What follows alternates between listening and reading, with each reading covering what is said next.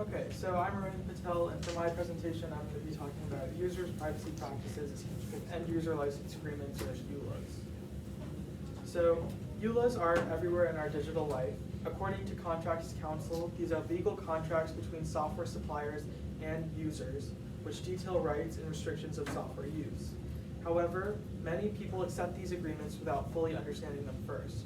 A study by Carnegie Mellon University found that it would take 76 entire work days for an average person to read all of the privacy policies they agree to in a single year. My research aims to examine the current level of awareness among people regarding EULAs and their behavioral changes in response to learning more about these agreements. So the importance of understanding EULAs is underscored by their implications for privacy. Today, every click, every acceptance of terms and conditions has the potential to impact our digital footprint and privacy. Despite this, there's a large gap in the research, especially concerning how users change their behavior in response to learning more about them. This gap reflects not only the scarcity of research focusing on behavioral changes, but also the need for a greater understanding of the dynamics between EULA comprehension and user action. The aim of my study is to assess the awareness and behavioral changes concerning EULAs. How much do users really understand, and how does this understanding affect their actions in response? This leads to my research question: will a brief intervention about EULAs improve user privacy practices in response? So for the literature review, I'll be talking about a few studies. Boot and Bealey highlight a concerning reality that on the off chance someone does choose to read a EULA, the average user spends only 14 minutes reading a typical one, which raises doubts about our comprehension of these contracts and their wider implications. Additionally, the evolution of EULAs parallels technological and legal advancements. While they used to be minimal, primarily targeting intellectual property protection, as noted by Knopf's study in 2006, EULAs have become more intricate and globally accessible, often overwhelming the uninitiated with legal dense jargon and complex clauses. A study conducted by Bond found that 92% of people don't read EULAs with the diligence they deserve, with 22% just skipping through them entirely. This gap in understanding creates significant confusion and poses risks. Not fully grasping EULAs can lead users into agreements that misalign with their personal or ethical beliefs, as Komienic suggests. In an era where personal data protection is really important, many EULAs reserve the rights to collect, process, or share user data in ways that might be intrusive or exploitative, raising concerns about breaches of trust and privacy. In Kobler's study addressing this challenge, Kobler and others call for EULAs to be written in more plain language, which enhances user comprehension through visual clarity with icons or diagrams, and dynamic EULAs that engage users with interactive platforms for real-time clarifications. Research methodologies in this field are pretty minimal. Sang employs broad spectrum surveys, while Flick, Beckert, and Lucas explore experimental approaches to evaluate how different EULA designs influence comprehension. However, there's been really little research done on the interventional aspect of EULAs and how users feel about them before and after they learn more about what a EULA truly is and what they're blindly agreeing to. So for my method, my study employed an interventional study to understand perceptions and behaviors of Berkeley students towards EULAs. The interventional studies are commonly used in the medical field, but they include anything where the researcher alters the way that the participants think about a topic. My survey gauged initial attitudes and assessed changes post-intervention, which showed a more dynamic understanding. I used a mix of open-ended and closed-ended questions in my survey and aimed for a sample size of around 100 participants.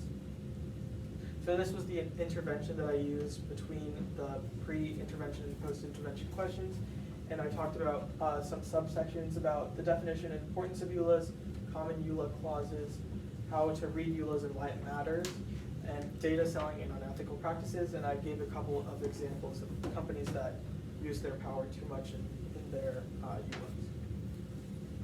So I used Google Forms to design a survey with a combination of open-ended and closed-ended questions, as I said before. This allowed me to capture both quantitative data that could be easily analyzed for patterns, while also collecting qualitative thoughts into the participants' feelings around EULAs. After that, I distributed the Google Forms survey to Berkeley students through my counselor and other means. And then for analyzing the data, I used statistical methods using R to quantify the results for the closed-ended questions.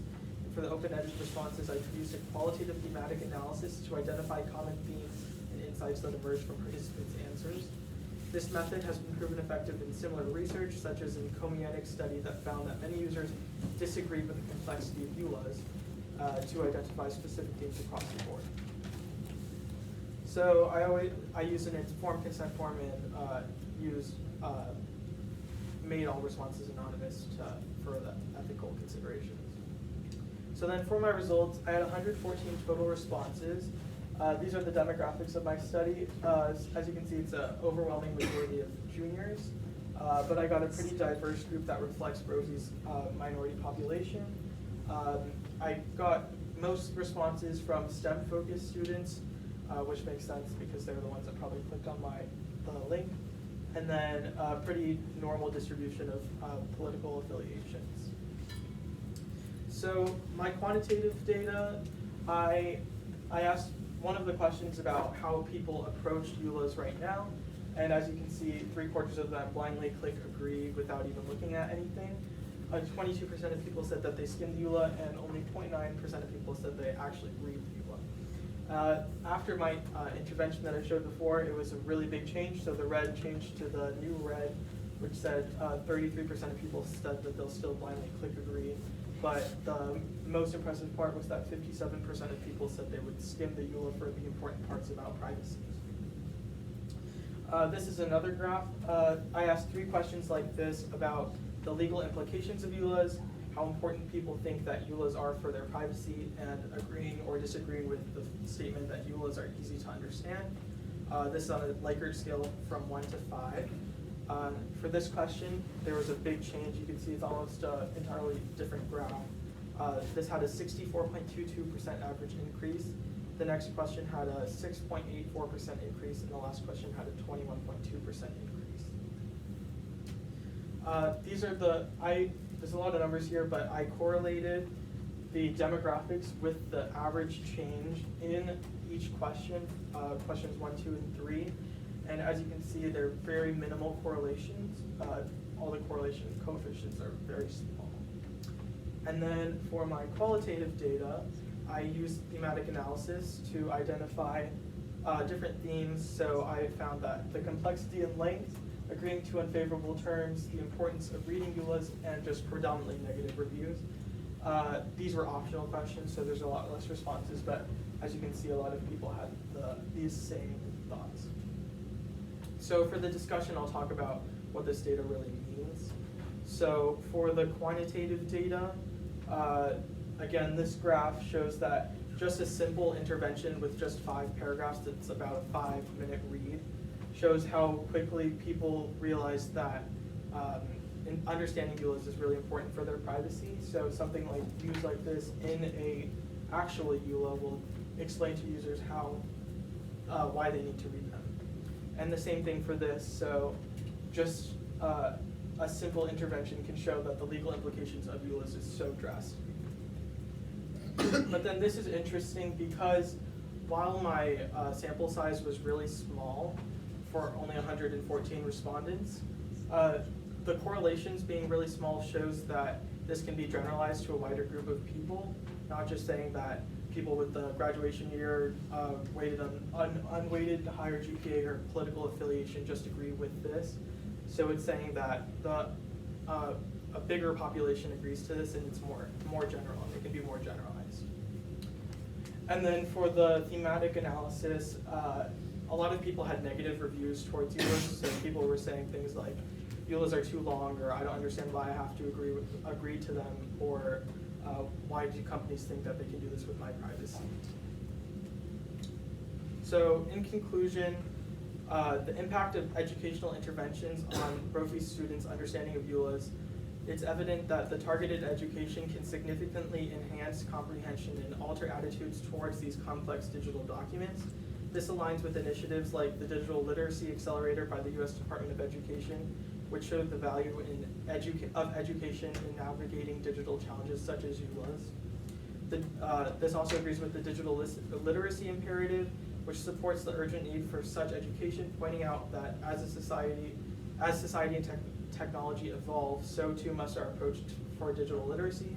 This reinforces findings from the literature review, including insights by Vanessa Bond on the complexity and length of EULA as barriers to engagement.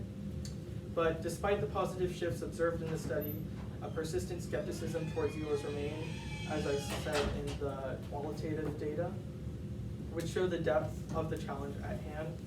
This skepticism isn't just a hurdle to be overcome through education alone, but also indicates a broader need for systemic change in how EULAs are created and presented to users.